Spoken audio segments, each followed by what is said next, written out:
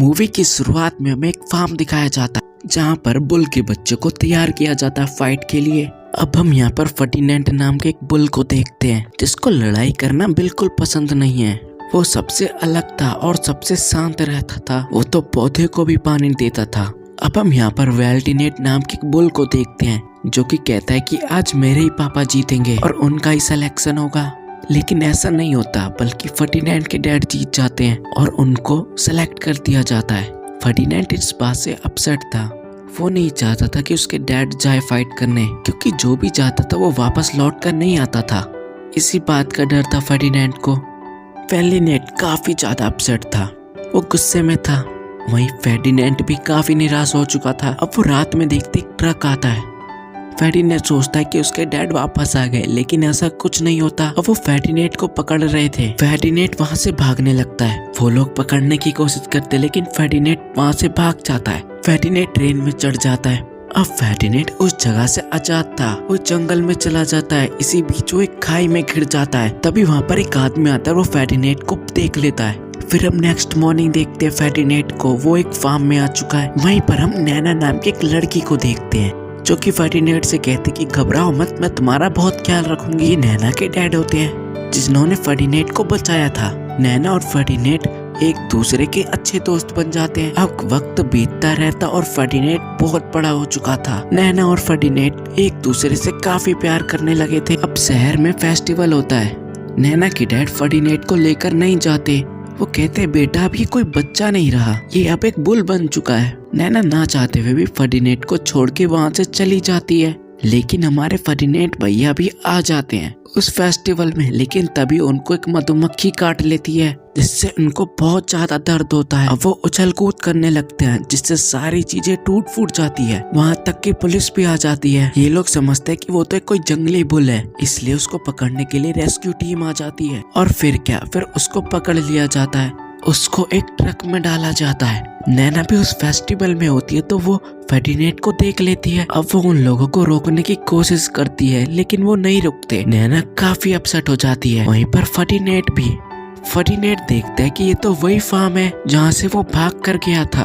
अब वो निकलने की बहुत कोशिश करता है। तभी वहाँ पर एक लूप नाम के बकरे से फर्डिनेंड की मुलाकात होती है। आखिरकार फर्डिनेंड ने दरवाजा तोड़ दिया था ट्रक का। अब यहाँ पर लूपे और फर्डिनेंड पे काफी अच्छी दोस्ती हो जाती है। और वहीं पर कुछ बुल होते हैं जो फर्डिनेंड को पहचान लेते हैं। वहीं पर वेलिएंटो भी होता है जो फर्डिनेंड को देखकर काफी गुस्सा होता है। वेलिएंटो फर्डिनेंड से लड़ना चाहता था। उस हार का दर्द अभी तक वेलिएंटो को चुभ रहा है। अब फर्डिनेंड और लूपे जब सो रहे थे तभी इनका कोई खाना चुरा कर वहाँ से जा रहा था। लूप देख लेता है। फर्डिनेंड की भी आँख खुल जाती है, लेकिन फर्डिनेंड उनको कुछ नहीं बोलता। वो बोलता है ले जाओ भाई ले जाओ, और उनकी मदद भी करता है बाहर निकलने के लिए।